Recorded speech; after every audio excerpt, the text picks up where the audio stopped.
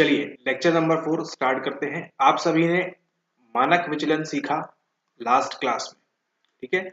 मानक विचलन क्या है? यही है आपका एसडी स्टैंडर्ड डिविएशन।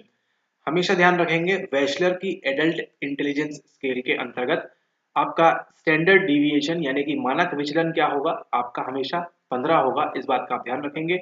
और मीन मीडियन मोड जो है आपका मध्यांक वगैरह जो मिलेगा आपको कितना मिलेगा, वो हमेशा 100 मिलेगा, ठीक है। 100 +1 +2 +3 और -1 -2 -3 ऑल द बेस्ट, इतना ही खेल था, ठीक है। ओके, अब चलते हैं आगे प्रश्न नंबर 14 के ऊपर। क्या बोल रहा है? Psychological research does not allow one of the following activities, यानी कि मनोवैज्ञानिक खोज रिसर्च शोध जो है इनमें से किसकी अनुमति नहीं देता है, पूछ रहा है। मनोवैज्ञानिक अनुसंधान निम्नलिखित में से किस क्रियाकलाप की अनुमति नहीं देता है? debrief the participants, maintaining confidentiality, non-granting permission to withdraw from research processes and obtaining consent to conduct the research। अब यहाँ पे देखिए, इसमें कोई डिफिकल्ट वाली बात नहीं है, आराम से ये सवाल आप सॉल्व कर सकते हैं, ठीक है। इसमें थोड़ा सा लॉजिक लगाना पड़ेगा। किसकी अनुमति नहीं देगा ये पूछ रहा है। सहभागियों को अध्ययन के बाद सूचित करना, गोपनीयता बनाए रखना, अनुसंधान प्रक्रिया को बीच में छोड़ने की अनुमति न देना और अनुसंधान आरंभ करने के लिए सहमति प्राप्त करना, ठीक है। तो इनमें से क्या नहीं करना पड़ेगा? किसकी अनुमति नहीं देता है, वो आपको यहाँ पे अनुमति नहीं देता है। अनुसंधान प्रक्रिया को बीच में छोड़ने की अनुमति ना देना बोला हुआ है, ठीक है। अगर ना अलग नहीं होता, यहाँ पे देना होता तो ये क्या होता, ये भी सही होता। चारों ऑप्शन इसमें क्या होते, सब वैलिड होते। लेकिन क्या बोल रहा है? अनुसंधान प्रक्रिया को बीच में छोड़ने की अनुमति ना देना, ठीक है। ऐसा नहीं होता। Non granting permission to withdraw from research process, ऐसा नहीं है। आप क्या कर सकते हैं, कभी भी रिसर्च में से आप अपनी जो है इच्छा से अलग हो सकते हैं, ठीक है। तो वही मान के चलते हैं, जैसा आपको बताया भी था पहले कि मान लीजिए वो एक्सपेरिमेंट हो रहा था मिलग्राम का, ठीक है। तो वहां तो उन्होंने क्या किया, वहां तो उन्होंने बताया ओबीडियंस के बारे में, ठीक है। लेकिन जब वही एक्सपेरिमेंट किसने किया, जिम्बार्डो ने किया। तो जिम्बार्डो के एक्सपेरिमेंट में क्या था, बीच बीच से लोग छोड़ के जाने लगे। पहला पार्टिसिपेंट गया, दूसरा पार्टिसिपेंट गया, जिनको बहुत ज्यादा तकलीफ हो रही थी, जिनको बहुत ज्यादा ट्रॉमा वगैरह देखना पड़ रहा था, उन्होंने क्या किया, उन्होंने वहां पे उस रिसर्च से, उस एक्सपेरिमेंट से क्या फैसला किया उन्होंने कि यहाँ से हम अलग हो जाएंगे, ठीक है। ओके, तो ये सब ध्यान रखेंगे आप। मनोवैज्ञानिक अनुसंधान निम्नलिखित में से किस क्रियाकलाप की अनुमति नहीं देता है, ठीक है। यहाँ पे आपको देता है बीच में छोड़ने की अनुमति ना देना, ठीक है। देता है ये, ऐसा ध्यान रखिए, ठीक है। तो 1 2 3 एंड 4 4 पॉइंट हो गए आपके पास कि अनुमति देता है। प्रश्न अब इस प्रकार से पढ़िए, आप नोट करेंगे अभी तो किस प्रकार से नोट करेंगे। इसको हटा देते हैं, ठीक है, एंड इसको हटा देते हैं, ठीक है। तो अब जो स्क्रीन पे है ये पूरा आप नोट कर सकते हैं, जिस प्रकार से लिखा हुआ है इस प्रकार से आप नोट कर सकते हैं, ठीक है। मनोवैज्ञानिक अनुसंधान निम्नलिखित में से किस क्रियाकलाप की अनुमति देता है? सहभागियों को अध्ययन के बाद सूचित करना है हमको कि क्या हो रहा है आपके साथ, क्या नहीं हुआ। गोपनीयता बनाए रखना है हमको, ठीक है, सहभागियों की भी और जो सब चीजें हैं उनकी भी, रिसर्च में हो रहा है।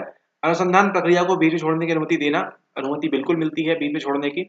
अनुसंधान आरंभ करने के लिए सहमति प्राप्त करना, ऑब्वियसली आपको क्या करना होगा, आपको सहमति प्राप्त करनी होगी, ठीक है। आपने भी अगर कभी रिसर्च में जाएंगे आप पीएचडी वगैरह में, तो क्या करना होगा, आपको ये सब कार्य करने होंगे, ठीक है। मान लीजिए किसी बच्चे के ऊपर आप कर रहे हैं, बच्चे का मन नहीं है, उसको खेलने जाना है, आप उसको पकड़ के नहीं बोल सकते ना कि नहीं आप छोड़ के नहीं जा सकते, हमारी रिसर्च है, हमको पीएचडी में नंबर मिलने वाले हैं, ठीक है।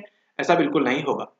अगला सवाल बोल रहा है the critical perspective on research, research के ऊपर जो है आपका समालोचनात्मक परिप्रेक्ष्य इस विचार का अनुमोदन नहीं करता है कि डज नॉट सब्सक्राइब बोला है, ठीक है, does not subscribe to the view that research has to smash myths and empower people to change society. Reality is stable and subject to natural laws. Research has to be informed by a theory that unveils illusion. Research must expose false belief that hide power and objective conditions. तो यहाँ पूछ रहे हैं कि शोध को मिथकों को ध्वस्त करना होता है और यह समाज को बदलने के लिए लोगों को सशक्त बनाता है। यथार्थ स्थिर होता है और प्राकृतिक नियम के अधीन होता है। शोध को एक ऐसे सिद्धांत के द्वारा संसूचित किया जाना चाहिए जो भ्रम को अनावृत कर सके, सही बात है। शोध को मिथ्या विश्वासों को उद्घाटित करना चाहिए जो शक्ति तथा निष्पक्ष स्थितियों को छिपाते हैं। इस विचार का अनुमोदन नहीं करता है कि यथार्थ स्थिर होता है और प्राकृतिक नियमों के अधीन होता है, ठीक है। जरूरी नहीं ना रियलिटी जो है स्टेबल रहेगी और सब्जेक्ट टू नेचुरल लॉज। काफी डिप्लोमेटिक सा सवाल है बट ठीक है, ये है इसका आंसर बी। अगला सवाल कहता है what type of question the following is in a question air. प्रश्नावली में निम्नलिखित प्रश्न किस प्रकार का है? आप पिछली रात सिनेमा क्यों गए थे? नॉलेज, मोटिवेशन, फैक्चुअल या फिर ओपिनियन। ज्ञान, अभिप्रेरण, तथ्यपरक या अभिमत। आपको क्या लगता है, कोई आपसे पूछ रहा है कि आप सिनेमा कल लास्ट नाइट क्यों गए थे, आप पिछली रात सिनेमा क्यों गए थे, तो क्या इसके पीछे क्या है? ज्ञान है आपका, अभिप्रेरण है, मोटिवेशन है, फैक्चुअल तथ्यपरक है या फिर अभिमत है, ओपिनियन। ओपिनियन क्या होता है आपका, यहाँ पे क्या दिया हुआ है, ओपिनियन होता है आपका अभिमत। ठीक है, अभी क्या मत है आपका, ये बात पूछ रहे हैं। ठीक है, तो क्या है आपका, अभिमत है या अभिप्रेरण है? मोस्टली कंफ्यूजन किसके बीच हुआ होगा आपको, मोटिवेशन के बीच में एंड ओपिनियन के बीच में। फैक्चुअल और नॉलेज तो इजिली एलिमिनेट हो जाएगा, इसकी बात नहीं है। मेन बात क्या है, मेन है आपका मोटिवेशन एंड ओपिनियन, अभिप्रेरण और अभिमत। ठीक है, तो थोड़ा सा और इसको ध्यान से देखेंगे तो क्या बोल रहा है ये, आपके ओपिनियन के बारे में। ठीक है, why did you go to cinema last night, आप पिछली रात सिनेमा क्यों गए थे, तो यहाँ पे ओपिनियन नहीं होगा। क्यों? क्योंकि वो ऐसी सिनेमा नहीं था ना जिसके बारे में आप उससे जानना चाह रहे हैं। ठीक है, उनका ओपिनियन अच्छा, मतलब ओपिनियन कब होगा, जब वो फिल्म अच्छी होगी, बुरी होगी, उनके फेवरेट एक्टर की होगी, इस तरह की बातें होंगी। ठीक है, कि आप उससे कुछ ओपिनियन जानना चाहते हैं कि आपका क्या कहना है ना। तो यहाँ तो आपका क्या कहना है, ओपिनियन मतलब क्या है, अभिमत, कि अभी क्या मत है आपका, अभी क्या कहना है आपको इस बारे में, है ना। तो यहाँ पे ओपिनियन नहीं होगा, क्या होगा उसका, मोटिवेशन। आप why did you go to cinema last night, उसके पीछे का मोटिवेशन क्या था, कि टिकट सस्ती थी या एक पे एक आपको फ्री मिली। ठीक है, या फिर पार्किंग में आपको पैसे नहीं लग रहे थे। Why did you go to cinema last night, या फिर रात को बारिश हो रही थी इसलिए सिनेमा चले गए। ठीक है, तो उसके पीछे का मोटिवेशन क्या है, अभिप्रेरण क्या है, ये जानना है। ठीक है, ओके। तो अब इस प्रकार के सवाल भी आपको मिलेंगे, तो थोड़ा सा आपको उससे डील करना पड़ेगा, थोड़ा सा लॉजिक लगा के। अभिप्रेरण और अभिमत, बी एंड डी के बीच कंफ्यूजन होंगे, लेकिन जब भी 50-50 है आपको, तो अपना थोड़ा स्वविवेक से उस पे सही पे आपको क्या करना है, मार्क करना है। Okay, sensation seeking among adolescents is best described bye, किशोरों के बीच संवेदन प्राप्ति की प्रवृत्ति को खालिस्तान के द्वारा सर्वश्रेष्ठ ढंग से परिभाषित किया गया है। किशोर कौन है, जो है आपका 14 से लेके 16, 17, 18 वर्ष का बालक। ठीक है, वो किशोर अवस्था में है ना। किशोर अवस्था में जब आप भी थे, आपको क्या चाहिए था, आपको सेंसेशन सीकिंग चाहिए है। ठीक है, संवेदन की आपको प्राप्ति करनी है। ठीक है, ओके, की प्रवृत्ति को खालिस्तान के द्वारा, देखिए क्या बोल रहा है, बेस्ट डिस्क्राइब्ड बाय, सर्वश्रेष्ठ ढंग से परिभाषित किया गया है। Low self regulation, looking for novel experiences, risk taking, socialising. निम्न आत्मनियमन, अभिनव अनुभवों को खोजने, जोखिम उठाने, समूह में घुलने मिलने। ठीक है, तो इसमें से एक चीज तो आप ऑलरेडी आराम से इसको पढ़ के एलिमिनेट कर सकते हैं यहाँ पे, कि यहाँ पे अगर किसी चीज को सेंसेशन सीकिंग है ना, संवेदन प्राप्ति। ठीक है, मतलब यहाँ पे संवेदना कैसी है, एकदम हिला डोला वाली है। लेते हैं हम इसको कहाँ से, जकरमैन की थ्योरी से। ठीक है, इन्होंने क्या बनाया है, जकरमैन सेंसेशन सीकिंग स्केल भी बनाया है, ZSS। ठीक है, उसके बारे में भी बात करेंगे आगे। लेकिन क्या पूछ रहे हैं, ऑप्शन ए तो कहीं से भी नहीं है, लो सेल्फ रेगुलेशन, है ना। किसी का अगर आत्मनियमन, जो हमने पढ़ा था आत्मनियमन के बारे में, सेल्फ सेल्फ के बारे में काफी स्टडी की थी, तो अगर कोई संवेदना, कोई सेंसेशन चाहता है ना, सेंसेशन क्या होता है, एकदम धमाकेदार कोई चीज करना चाहता है अपने जीवन में। ठीक है, सनसनी फैलाना चाहता है, उस हिसाब से समझ सकते हैं आप। ठीक है ना, बोलते हैं ना कि रातों रात वायरल हो गया, पूरा सेंसेशन मचा दिया है उसने पूरे सोशल मीडिया के ऊपर, वो सब चीजें। ठीक है, तो ऐसा तो बिल्कुल नहीं होगा जिसका आत्मनियमन क्या होगा, निम्न प्रकार का होगा, है ना। लो सेल्फ रेगुलेशन तो ये कहीं से भी नहीं है। ठीक है, जो जिसका आत्मनियमन खुद ही लो है, खुद ही लो सेल्फ रेगुलेशन है, वो क्या सनसनी फैलाएगा। ठीक है, ओके। फिर यहाँ पे सोशलाइजिंग की बात करें, समूह में घुलने मिलने, तो संवेदन प्राप्ति, सेंसेशन सीकिंग और समूह में घुलने मिलने दूर दूर तक के बात नहीं जचती है। ठीक है, ओके। अगला सवाल पैदा होता है, looking for novel experiences, risk taking, अभिनव अनुभवों को खोजने और जोखिम उठाने। तो अगर आपने बी और सी से मार्क किया है तो आप थोड़ा बहुत करीब है, ठीक है, अपने आंसर के। लेकिन करेक्ट आंसर क्या है उसको अभी हम देखते हैं। ठीक है, तो कोई भी sensation seeking among adolescents best कैसे डिस्क्राइब होगी, वो इससे होगी कि आप क्या चाहते हैं, आप अनुभव करना चाहते हैं। ठीक है, नवीन नवीन चीजों को, नोवल मतलब यहाँ पे नवीनता से है। ठीक है, नोवल कोरोना वायरस नया था, तो लुकिंग क्या चाहिए आपको यहाँ पे, नवीन एक्सपीरियंसेस, अभिनव अनुभवों को खोजने के लिए आप क्या करेंगे, सर्वश्रेष्ठ ढंग से परिभाषित किया गया है। ठीक है, उसी के साथ साथ जुकरमैन की जब बात करेंगे हम लेक्चर के अंदर, तो देखेंगे वहां पे रिस्क टेकिंग की बात भी होती है, ये भी सही है। लेकिन सवाल क्या पूछ रहा है, बेस्ट डिस्क्राइब्ड बाय, आप रिस्क क्यों लेंगे। ठीक है, सवाल देखिए थोड़ा सा ट्रिकी सवाल है, आप रिस्क क्यों लेंगे, जोखिम क्यों उठाएंगे आप। ठीक है, आपको कोई घर आके तो बोल नहीं रहा है जोखिम उठाइए, लेकिन आप क्या चाहते हैं, आप नोवल एक्सपीरियंस चाहते हैं, ऐसी संवेदना चाहते हैं आप, ठीक है, जो आपने इसके पहले कभी भी महसूस नहीं की, लुकिंग फॉर नोवल एक्सपीरियंसेस। और उसके लिए आप क्या कर सकते हैं, रिस्क ले सकते हैं, जोखिम उठा सकते हैं, है ना। क्यों? क्योंकि आपको क्या चाहिए, लुकिंग फॉर नोवल एक्सपीरियंसेस, अभिनव अनुभवों को खोजने की आप चाहते हैं, ठीक है। ये निकलता है कहाँ से, जकरमैन के पास से, ठीक है। सर्वश्रेष्ठ ढंग से परिभाषित किया गया है। क्वेश्चन को थोड़ा सा पढ़ेंगे तो आंसर आसानी से निकलेगा। ओके, अगेन ये सवाल, social constructionist approach would allow cultural, क्या सामाजिक निर्मितवादी उपागम सांस्कृतिक खालिस्तान की अनुमति देता है। ये है आपके पेपर 1 से सवाल, ठीक है। थोड़ा सा रिसर्च और फिलोसफी यूनिट 1, ठीक है, फिलोसफी की बात करता है। इनवेरियंस, होमोजेनिटी, हेजेमोनी, डाइवर्सिटी, अपरिवर्तनीयता, सजातीयता, वर्चस्व, वैविध्य, ठीक है। मान के चलते हैं आपको कुछ भी नहीं मालूम है इस सवाल के बारे में, ठीक है। थोड़ा सा हम देखेंगे कॉमन सेंस, किस प्रकार से हम इसको नॉर्मली पढ़ेंगे। सामाजिक यानी सोशल, निर्मितवादी, ठीक है, हमको कुछ नहीं मालूम निर्मितवादी क्या होते हैं। उपागम अप्रोच, ठीक है। सांस्कृतिक खालिस्तान की अनुमति देता है, मतलब कुछ यहाँ पे ऐसे उपागम की, कुछ ऐसी टेक्निक की, कुछ ऐसी अप्रोच की बात हो रही है जो क्या करेगा, सांस्कृतिक खालिस्तान की अनुमति देता है, ठीक है। अपरिवर्तनीयता, सजातीयता, वर्चस्व और वैविध्य, ठीक है। वैविध्य क्या है आपकी, डाइवर्सिटी है ना। तो यहाँ पे क्या है, समाज को सोशल निर्मितवादी, है ना, कंस्ट्रक्ट बनाने की बात कर रहे हैं। तो जब समाज को हम बनाने की बात करेंगे तो वहां पे क्या ढूंढेंगे हम, वहां पे हम ढूंढेंगे वैविध्य, ठीक है। अपरिवर्तनीयता की बात क्यों करेंगे हम वहां पे, है ना, ऐसी कोई बात नहीं है। सजातीयता भी बात नहीं करेंगे हम कि हमारे जैसे ही लोग हों सब, है ना। और वर्चस्व की बात भी नहीं हो रही यहाँ पे, हमको क्या चाहिए समाज में, वैविध्य, है ना। अलग अलग लोग चाहिए हमको समाज के अंदर, ठीक है। यहाँ हम बात करेंगे किसकी, डाइवर्सिटी की, ठीक है। एक एक शब्द का अगर आप मतलब समझते हैं, आपकी थोड़ी सी वोकैबुलरी अच्छी है, तो इस क्वेश्चन को आप आराम से वैविध्य पे टिक कर सकते हैं, ठीक है। बोलते भी है ना कि डाइवर्सिटी में यूनिटी है, और हमारे भारत में आप रहते हैं तो फिर आपको मालूम ही है, कल्चरल डाइवर्सिटी है, अलग अलग कल्चर है, संस्कृति है हमारे भारत देश में ही कितनी, है ना। जम्मू से लेके कश्मीर तक, और यहाँ गुजरात से लेके कहीं पे हिमालय तक, यहाँ पे मेघालय और जो है मिजोरम त्रिपुरा वहां तक, है ना। तो ऑप्शन नंबर डी इसका राइट आंसर है, डाइवर्सिटी, ठीक है। तो थोड़ा सा इसमें आपको थोड़ा सा दिमाग लगाना पड़ेगा, ये इसका आप ध्यान रखें। ऐसा आपको कहीं लिखा हुआ नहीं मिलेगा कि सोशल कंस्ट्रक्ट अप्रोच यही देती है, ये नहीं देती है, ठीक है। थोड़ा सा इसमें आपको यहाँ से देखना पड़ेगा अपने स्वविवेक से। ओके, अब बात करते हैं the somatic nervous system functions with the help of खालिस्तान नर्व।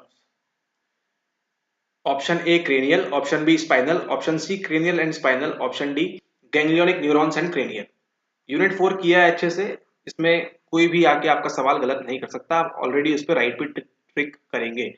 कायिक तंत्रिका प्रणाली की बात हो रही है। सोमा मतलब क्या होता है, सोमा मतलब होता है हमारी बॉडी, ठीक है। तो हमारी बॉडी में जो पूरी तंत्रिका प्रणाली है, पूरा नर्वस सिस्टम है, ठीक है, खालिस्तान तंत्रिका की सहायता से कार्य करती है। तंत्रिका क्या है, जो आप बोलते हैं ना, नस, हाथ की नसें, नसें ही क्या है आपका, नर्व है, ठीक है। नर्व, नस जो बोलते हैं, हाथ की नस, ये सब उसी की बात हो रही है यहाँ पे, ठीक है। तो क्रेनियल है, होती है, स्पाइनल होती है, मालूम है, लेकिन इन दोनों में से क्या है, हमको तीसरा ऑप्शन भी दिख रहा है। तो क्रेनियल और स्पाइनल क्या होगा, इसका सही आंसर होगा, ठीक है। तो जब आपको बताया था हमने किसके बारे में, हमने आपको बताया था ऑडिटरी के बारे में, यानी कि हमने बताया था आपको श्रवण तंत्रिका के बारे में, ठीक है। जो नर्व निकलती है वहां से कहाँ जाके मिलती है, वो आपकी मिलती है 8 नंबर की क्रेनियल नर्व पे, ठीक है। लेक्चर में इसका जिक्र हुआ था। तो ये वही क्रेनियल नर्व है, और स्पाइनल नर्व तो आप जानते ही हैं कितनी होती है, ये भी आपको मालूम है। स्पाइनल नर्व होती है आपकी 31 स्पाइनल नर्व्स, और क्रेनियल कितनी होती है आपकी, ये क्रेनियल होती है आपकी यहाँ पे 12 नर्व्स, ठीक है। इस प्रकार से ध्यान रखेंगे। आपके सोमैटिक नर्वस सिस्टम में, कायिक तंत्रिका प्रणाली में, आपकी कपालीय और मेरुदंडीय दोनों होती है। कपालीय कितनी होती है आपकी, आपकी होती है 12, और मेरुदंडीय कितनी होती है आपकी, 31 नर्व्स होती हैं, ठीक है। तो ऑप्शन सी इसका राइट होता है, कपालीय तथा मेरुदंडीय दोनों हमको मिलती है, स्पाइनल 12 और क्रेनियल आपकी 31, सॉरी, आपकी कपालीय 12, हाँ सही है, और मेरुदंडीय 31, ठीक है। ओके, तो इसका आप ध्यान रखेंगे। अरे ऐसे कैसे ध्यान रखेंगे बिना देखे, देखिए यहाँ पे, ठीक है। ये है आपकी कौन सी, ऑल फैक्ट्री, ऑल फैक्ट्री का मदद करती है हमको। ये देखिए आप, इस तरह से दिख रहा है यहाँ पे, ये कौन सा लोब है, पता करिए, ये सामने है तो फ्रंट है, ठीक है। ये आपकी ऑप्टिक, दृष्टि वाली जो है ना, इस प्रकार से दिख रहा है, दृष्टि वाली है optic nerve, optic cranial nerve. ये है ऑल्फैक्टरी केनियल नर्व, ठीक है। ये है आपकी vagus nerve, accessory nerve, hypoglossal, vestibulo cochlear, cochlea audition है ना, कॉक्लियर, एब्ड्यूकेंस, ट्रोक्लियर, एक्युलोमोटर, ठीक है। फेशियल नर्व, तो ये सब क्या है आपकी 1 2 3 4 5 6 7 8 9 10 11 12, ये सब क्या है, ये है आपकी 12 क्रेनियल नर्व। ऑलरेडी आप एक बार पहले देख चुके हैं, लेकिन फिर से एक बार रिवाइज के लिए आपकी दृष्टि के लिए अच्छा रहेगा, ठीक है। तो ये सब नर्व है कौन सी, क्रेनियल नर्व है। कितनी होती है क्रेनियल नर्व हमारी, 12 होती है, ठीक है। जो अभी दिखाया आपको 1 ये आ रही है, असलियत में इस प्रकार से दिखती है, ठीक है। 2 ये वाली, 3 4 5 6, अब बताइए यहाँ पे 8 नंबर की मिलती है हमको जो हमारे कान से निकलती है, ठीक है। 8 नंबर कहाँ दिख रहा है, ये दिख रहा है, ठीक है। और ये कौन सा है, पीछे आपको अनुमस्तिष्क दिख रहा है ना, और हमारे अनुमस्तिष्क के पास ही हमारे इस प्रकार से यहाँ पे क्या होते हैं, ये कान होते हैं, ठीक है। तो ये 8 नंबर की नर्व निकल रही है और ये ऐसे आगे आपके दिमाग में इंफॉर्मेशन लेके जाती है, ठीक है। तो राइट आंसर होता है हमारा option number C, cranial and spinal, कपालीय तथा मेरुदंडीय नर्व्स, नसें। ये रहा आपका अगला सवाल, which of these is not one of the gestalt principle Koffka, Wertheimer और कोहलर ऑफ विजुअल ऑर्गेनाइजेशन, ठीक है। आपको हर बार ये सवाल मिलता है विजुअल ऑर्गेनाइजेशन में, चाक्षुष संगठन के नियमों में से एक नहीं है। सिमिलैरिटी होती है, समानता आपको मालूम है, समान समान चीज हम क्या बोलते हैं, साथ में बोलते हैं। प्रॉक्सिमिटी मालूम है, निकटता बोलते हैं, जो पास में है उसको बोलते हैं। और यहाँ पे क्या है आपका, समान नियति, कॉमन फेट, ठीक है। कॉमन फेट भी होता है, क्या नहीं होता है आपका, लेटरलाइजेशन होता है। तो अगर आपने ये सवाल गलत किया है, इसका मतलब आपको अच्छे से लेक्चर करना है। हमने जब भी बात की विजुअल ऑर्गेनाइजेशन के बारे में, गेस्टाल्ट के नियमों के बारे में बात की, तो हमने कभी भी पार्श्वीयता की बात हमने कभी भी नहीं की है, ठीक है। लेटरलाइजेशन कहाँ बोलते हैं, हाँ लेटरल हम सर्कस बोल लेते हैं, हमारे जब ब्रेन के बारे में स्टडी करते हैं तब, ठीक है। लेकिन लेटरलाइजेशन वाली ऐसी पार्श्वीयता की यहाँ पे कोई भी बात नहीं होती है, ठीक है। 1 2 3 ये सभी होते हैं, ये वाला आपका नहीं होता है, ठीक है। अब चलते हैं अगले सवाल के ऊपर। Qualitative research can follow several approaches to knowledge. Identify one which is contrary to the assumptions of qualitative research. दो तरह की होती है, क्वालिटेटिव और क्वांटिटेटिव। पेपर 1 का सिलेबस यहाँ पूछ लिया गया है। गुणात्मक शोध ज्ञान के प्रति विविध उपागमों का अनुसरण कर सकता है। निम्नलिखित में से उस एक विकल्प की पहचान करें जो गुणात्मक शोध की संकल्पनाओं के प्रतिकूल है। यथार्थवादी, विधेयवादी, सामाजिक रचनावादी, घटनापरक, फेनोमोलॉजिकल, रियलिस्ट, पॉजिटिविस्ट, सोशल कंस्ट्रक्शनिस्ट एंड फेनोमोलॉजिकल। अभी देखिए आपने सोशल कंस्ट्रक्शन के ऊपर आपने एक सवाल ऑलरेडी देख लिया, अगेन आपको दूसरा यहाँ पे मिल गया है। राइट आंसर क्या है इसका, ऑप्शन नंबर बी, पॉजिटिविस्ट, विधेयवादी की ये बात करता है। अब चलते हैं अगले सवाल के ऊपर। एक और सवाल, प्रश्न नंबर 22, खालिस्तान is a measure of dispersion that considers all the scores. परिक्षेपण का एक ऐसा मापक है जिसमें सभी प्राप्तांकों का ध्यान रखा जाता है। परिक्षेपण क्या है आपका, डिस्पर्शन है, ठीक है। बोलते हैं डिस्पर्स, मीटिंग डिस्पर्स यानी स्थगित की जाती, मतलब आप लोग चले जाइए, ऐसी बात हो रही है यहाँ पे, स्थगित नहीं, बट हाँ। विस्तार, चतुर्थक विचलन, औसत विचलन, अंतर चतुर्थक विस्तार। अब आपको लग रहा होगा ये क्या है, हम पहली बार पढ़ रहे हैं, ये है आपके टॉपिक स्टैटिस्टिक्स का, ठीक है। ये समझाएंगे आपको लेक्चर के अंदर, लेकिन अभी आप समझ लीजिए राइट आंसर क्या है इसका, आपका यहाँ पे एवरेज डेविएशन, औसत विचलन। क्यों बात करते हैं, रेंज क्या होता है, रेंज मतलब 1 2 3 4 5, आपके पास ये है तो आप क्या करेंगे, मैक्सिमम माइनस मिनिमम, 5 -1 कर देंगे 4, ये क्या हो गई, ये आपकी रेंज हो गई, ये आपका विस्तार हो गया, ठीक है। ये बात करता है आपकी रेंज। क्वार्टाइल डिविएशन में क्या करते हैं, आपने लास्ट लेक्चर में क्या देखा था, आपने देखा था ये मीन था यहाँ पे, ठीक है, 0 पे यहाँ पे, है ना, इस प्रकार से था। तो आप क्या करेंगे, यहाँ पे आप क्या लेंगे, Q1 माइनस Q3, ऐसा कुछ तो भी करते हैं, ठीक है, क्वार्टाइल डिविएशन के अंदर। और इंटर क्वार्टाइल रेंज भी कुछ वही, कुछ उस प्रकार की ही बात करती है, ठीक है। रेंज है तो रेंज जानते हैं, मैक्सिमम माइनस माइनस, तो यहाँ भी क्वार्टाइल रेंज की बात हो रही है, चतुर्थक विचलन की बात हो रही है, अंतर चतुर्थक विस्तार की बात हो रही है, तो ये भी नहीं है। विस्तार समझ गए आप क्या होता है, इंटर क्वार्टाइल रेंज मतलब क्वार्टर भी आ गया यहाँ पे, रेंज भी, क्वार्टर क्या होता है, ये 100 है, इसको आप क्या करेंगे, क्वार्टर मतलब 4 भाग में कर देंगे, 25 25 25 25, ठीक है। ये है मान लीजिए 50 इस तरफ होते हैं, 50 इस तरफ होते हैं, ये आपको मालूम है, ठीक है, ठीक है। हमको क्या मिल रहा है यहाँ पे, हमको ये मिड पॉइंट, ये मीन मिल जाता है यहाँ पे, ठीक है। यहाँ पे आएगा आपका Q1, फिर यहाँ पे Q2, यहाँ पे Q3, और फिर वहां पे Q4 जो खत्म होगा वहां पे, ठीक है। तो इस प्रकार से कुछ रहता है वहां पे, तो आपको Q1 माइनस Q3 या Q3 माइनस Q1, ऐसा कुछ तो भी एक उसका कॉन्सेप्ट है, उसको आपको करना रहता है। तो वो यहाँ पे बिल्कुल नहीं है, क्योंकि इसमें हम क्या बीच के स्कोर कहाँ जाएंगे बताइए। ठीक है, और क्या बोल रहा है, कंसिडर्स ऑल द स्कोर बोल रहा है ना, ऑल द स्कोर। तो बीच के स्कोर कहाँ जा रहे हैं, बीच के स्कोर बच जा रहे हैं ना, Q1 माइनस Q3 यहाँ के स्कोर्स, और यहाँ के स्कोर्स को क्या कर देंगे आप, माइनस कर देंगे। लेकिन आपकी केवल एवरेज डिविएशन में, औसत विचलन में क्या करेंगे, अगर मान लीजिए एक कोई गेम चल रहा है क्रिकेट का, उसने 12 रन बनाए, 31 रन बनाए, 40 रन बनाए, 50 रन बनाए, ठीक है, तो उसका क्या करना है आपको, इसका डिविएशन निकालना है। तो आप क्या करेंगे, इसको ऐड करेंगे, फिर उसका कुछ निकालते हैं आप एवरेज, ठीक है, और फिर आप उसको सब्ट्रैक्ट करते हैं कितना डिविएट हुआ उस हिसाब से। अभी के लिए इतना करिए कि इसको क्या है राइट आंसर, एवरेज डिविएशन के अंतर्गत क्या करते हैं हम, सभी स्कोर को काउंट किए, सभी प्राप्तांकों को काउंट करते हैं औसत विचलन के अंतर्गत। ठीक है, ये एक एक चीज बताएंगे आपको लेक्चर के अंदर, तो डोंट वरी। ठीक है, रेंज, क्वार्टाइल, डिवीजन क्या होता है, लेकिन ये पूरा आपका किसका भाग है, आपका स्टैटिस्टिक्स का। हमारे बीच ऐसे लोग भी हैं जिनको अभी क्या नहीं मालूम है, जिनको ये भी नहीं मालूम है मीन क्या होता है, मीडियन क्या होता है, ठीक है, और मोड क्या होता है। जानकारी है, कभी पढ़ा था, लेकिन उसके बारे में हमको अच्छे से जानकारी नहीं है। जैसे अब कैसे हो गई आपको एसडी के बारे में, ठीक है, तो यहाँ पे बताना वो फिजूल है।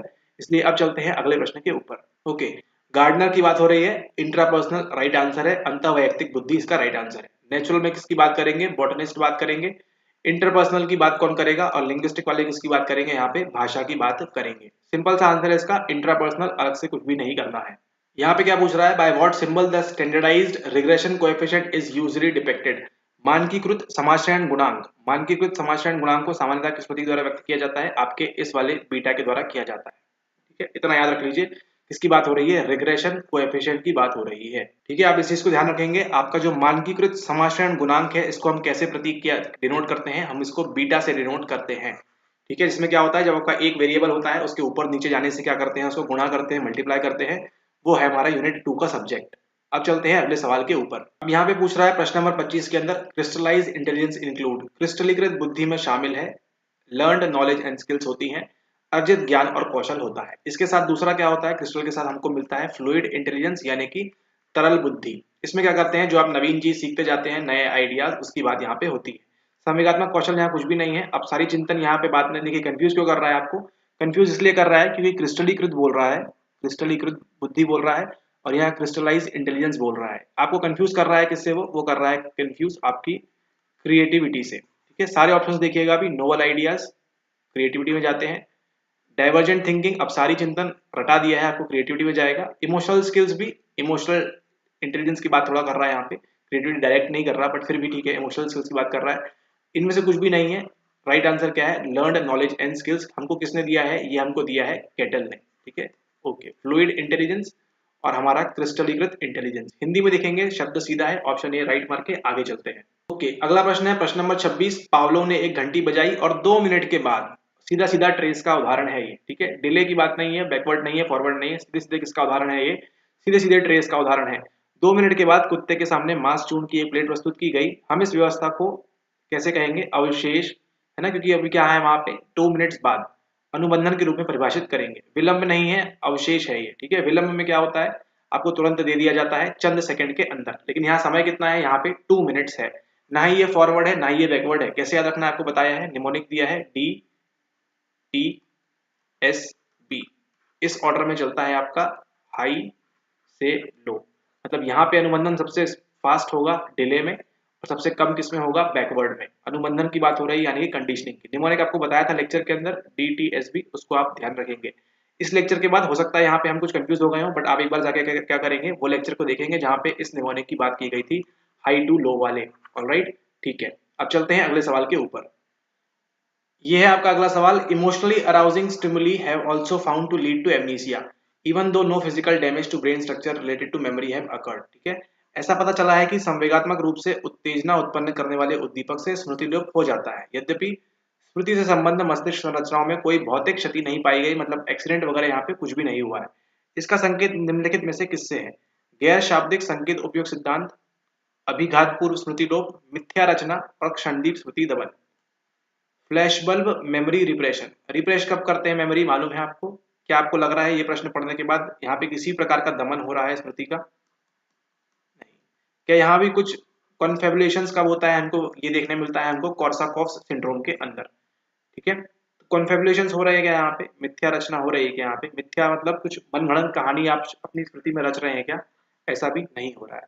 क्या यहाँ पे कोई नॉन वर्बल क्यू यूटिलाइजेशन हो रहा है? क्या ऐसा कोई गैर शाब्दिक संकेत उपयोग सिद्धांत की बात हो रही है क्या यहाँ पे? नहीं। किसकी बात हो रही है यहाँ पे? आराम से आंसर निकल रहा है, अभिघात पूर्व स्मृति लोप, यानी कि रेट्रोग्रेड एमनीसिया। स्मृति लोप की बात हो रही है, कौन सा? अभिघात पूर्व वाला। रेट्रोग्रेड एमनीसिया की बात हो रही है, प्रश्न में भी आपको दिया हुआ है। स्मृति लोप यहाँ नहीं समझ में आएगा, इंग्लिश में देखिए एमनीसिया। ठीक है, एमनीसिया है तो एमनीसिया की बात होगी। ऑप्शन नंबर बी इसका राइट आंसर निकल रहा है। ठीक है, हिंदी में सवाल इजी हो जाता है। ठीक है, यहाँ कोई मिथ्या रचना की बात नहीं है, ना ही यहाँ कोई फ्लैश बल्ब स्मृति दमन, दो तीन चीज मिक्स कर दी। यहाँ ये कुछ नहीं हो रहा है, क्या हो रहा है? सिंपल सिंपल अभिघात पूर्व स्मृति लोप यहाँ पे हो रहा है। अगला सवाल, the process of chunking permits us to, again repeated सवाल है, क्या करता है हमारी? Extend the duration of sensory memory. अरे ये कैसे हो संभव है? सेंसरी मेमोरी में कैसे आप बढ़ा देंगे? इकोइक आइकॉनिक कैसे बढ़ा देंगे आप उसकी ड्यूरेशन? चंकिंग से। ट्रांसफर इंफॉर्मेशन इनटू एलटीएम, ये तो बात ही नहीं हो रही यहाँ पे। एलटीएम में सूचना प्रेषित करना, अरे इसको तो हम इलेबोरेटिव रिहर्सल से करेंगे ना, यहाँ पे कैसे करेंगे? Expand the capacity of our STM, expand the capacity of our LTM. LTM में हम कैपेसिटी कैसे करेंगे? नहीं करेंगे। Expand the capacity of our STM, हमारी एसटीएम में शॉर्ट टर्म मेमोरी की क्षमता को बढ़ाने के लिए क्या करते हैं हम? 194720111921। ठीक है, क्या कर दिया आपने? चंक कर दिया इसको। कैसे? 1947 में भारत आजाद हुआ, 2011 में वर्ल्ड कप जीता और 1921 में क्या आया? Rorschach ink blot test. Surprise surprise. अब चलते हैं अगले सवाल के ऊपर। अब देखिए, आराम से हिंदी में पढ़िए, प्रश्न आराम से बनेगा। साइकोलॉजिस्ट डिफाइन खालिस्तान as a long lasting change in behaviour induced by experience. Simple सी आपको किसकी पूछ ली गई है? आपको डेफिनेशन पूछ ली गई है यहाँ पे। देखते हैं कैसे। मनोवैज्ञानिकों ने अनुभव द्वारा व्यवहार में आए चिरकालिक परिवर्तन को खालिस्तान के रूप में परिभाषित किया है। कुछ भी हमको दिमाग नहीं लगाना है, जो प्रश्न दिया है उसको पढ़ना है। मनोवैज्ञानिकों ने, अच्छा, अनुभव द्वारा, अच्छा एक्सपीरियंस की बात कर रहे हैं, व्यवहार में आए, अच्छा बिहेवियर, चिरकालिक परिवर्तन को, है ना, चिरकालिक मतलब निरंतर चलने वाला, लॉन्ग लास्टिंग परिवर्तन को खालिस्तान के रूप में परिभाषित किया है। क्या शिक्षा है? क्या परिपक्वता है? क्या अधिगम है? क्या सृजनात्मकता है? बताइए। क्या क्रिएटिविटी से आपके बिहेवियर में चेंज आएगा, व्यवहार में चेंज आएगा? क्या एजुकेशन से आपके व्यवहार में, हाँ ठीक है आ सकता है, लेकिन अनुभव ये कैसे? क्या परिपक्वता से आ सकता है? हाँ ये थोड़ा सा हो सकता है ना। लेकिन यहाँ पे क्या मिल रहा है हमको? अधिगम। अधिगम की तो डेफिनेशन ही है ना, अधिगम लर्निंग क्या है? हमारे बिहेवियर में चेंज, है ना, हमेशा चेंज हो जाएगा। और उसमें क्या चाहिए? एक्सपीरियंस भी चाहिए। अनुभव द्वारा व्यवहार में, एक्सपीरियंस से क्या आएगा? हमारे व्यवहार में आए चिरकालिक परिवर्तन को लर्निंग के रूप में परिभाषित किया है। Psychologist define learning as a long lasting change in behaviour induced by experience. तो जो आप अनुभव करेंगे, जो आप सीखेंगे, उसका अधिगम होगा। और अधिगम कब चलेगा? आपके चिरकालिक रूप से चलेगा, है ना। क्रिएटिविटी तो आज है कल नहीं है, अब बूढ़े हो गए कोई क्रिएटिविटी नहीं है। ठीक है, मैचुरेशन भी ठीक है, परिपक्वता कब होंगे? थोड़ा सा मतलब डाइसी सवाल है, बट ठीक है फिर भी। लेकिन लर्निंग की तो हम जानते हैं, सीधे सीधे ये डेफिनेशन बोल रहा है। एजुकेशन की बात नहीं है, क्रिएटिविटी की बात नहीं है, सीधे सीधे आपकी लर्निंग की बोल रहा है यहाँ पे। Psychologist define learning as a long lasting change. ठीक है, हमने स्टार्टिंग में जब पढ़ा था तो डेफिनेशन ही लर्निंग की होती, क्या करेगी? हमारे बिहेवियर में परिवर्तन कर देगी, हमारे व्यवहार में क्या कर देती है? चेंज कर देती है, जो कैसा रहता है? हमेशा चलता रहता है। ठीक है, और हमको क्या मिलता है उससे? अनुभव मिलता है। अब चलते हैं अगले सवाल के ऊपर, प्रश्न नंबर 30 के ऊपर। Today, employees are required to work in teams as it is believed that performance will be better in teams. This is because in a team, social facilitation occurs. सामाजिक सुगमीकरण होता है। आज कर्मचारियों को टीम में कार्य करने की अपेक्षा की जाती है क्योंकि यह माना जाता है कि टीम में निष्पादन बेहतर होगा। ठीक है, बस इसकी डेफिनेशन है सोशल फैसिलिटेशन की। ठीक है, मोटिवेशन लॉस इज लॉ, अभिप्रेरण हानि कम होती है। अरे अरे अरे, पीपल आर मोर अटेंटिव, ये भी बात नहीं है। बात क्या है? सोशल फैसिलिटेशन होता है, दूसरों के देख के हमको क्या होता है? हमारा परफॉर्मेंस इंप्रूव होता है। अब चलते हैं अगले सवाल के ऊपर। ओके, अब ये रहा हमारा आखिरी सवाल 31 नंबर का। Which of the following statements reflects the argument made by cognitive social learning theory. अरे ये तो अभी किया है हमने, कॉग्निटिव सोशल लर्निंग, संज्ञान की बात भी हो रही है और सोशल समाज की बात भी हो रही है। अरे अरे, ये साइकोलॉजिस्ट जानते हैं हम, कौन है ये है हमारे बंडूरा जी, है ना। किसकी बात करते हैं? ये बात करते हैं पारस्परिक रेसिप्रोकल डिटरमिनिज्म की। ठीक है, आरडी की बात की थी हमने, याद आया आपको? ओके, और कौन बात करते हैं इसकी? रोटर बात करते हैं। रोटर्स लोकस ऑफ कंट्रोल, कि जो भी हो रहा है दुनिया में उसका कारण कौन हूँ, करता कौन हूँ, मैं हूँ या फिर एक्सटर्नल फैक्टर्स हैं, यही बात करता है आपका रोटर्स लोकस ऑफ कंट्रोल। इन्होंने क्या बनाई है? एक स्केल भी बनाई है, लाई स्केल ऐसा कुछ तो भी है वो, ठीक है। ओके, रोटर्स की स्केल। तो यहाँ पे बात हो रही है self regulation is more important than advance reasoning, social construction is the way children learn morality, humans since long had capacity to develop moral behavior, humans are born with innate disposition shaped by our genes। तो jeans वगैरह की बात हो रही है, तो यहाँ पे सोशल कॉग्निटिव की बात नहीं है। ऑप्शन नंबर डी, जन्मजात विशेषताएं होती हैं जिनको हमारे जीन द्वारा आकार दिया गया होता है। मनुष्य में सुदीर्घ काल से नैतिक व्यवहार विकसित करने की क्षमता रही है। पुरानी जमाने की बातें क्यों कर रहे हैं, इवोल्यूशन की बातें क्यों कर रहे हैं। सामाजिक रचना से बच्चे नैतिकता सीखते हैं, ये भी नहीं है। राइट आंसर है option number A. Self regulation की बात करते हैं ना, स्व नियमन। Self regulation is more important than advance reasoning, ठीक है। रेगुलेशन भी यहाँ नियमन भी है, और सेल्फ एफिकेसी भी बताई है हमको किसने? मिस्टर बंडूरा ने, ठीक है। सक्षमता, ठीक है, ये जरूरी है, ये व्यू रखता है कौन सा आपका? Cognitive social learning. Self regulation जरूरी है उच्च स्तरीय तर्कना से, ठीक है। खुद को आप क्या करें? स्व को नियमित करें। इसलिए हमने वहां पे सेल्फ इतना डिटेल में पढ़ा था, क्योंकि सवाल वहां से सेल्फ को देखिए 2-3 सवाल हमको देखने मिल गए अभी के अभी, ठीक है। ओके, अब चलते हैं अगले लेक्चर में, मिलेंगे हम लेक्चर नंबर 5 के अंदर, तब बात करेंगे 32 के आगे के सवालों की, ठीक है।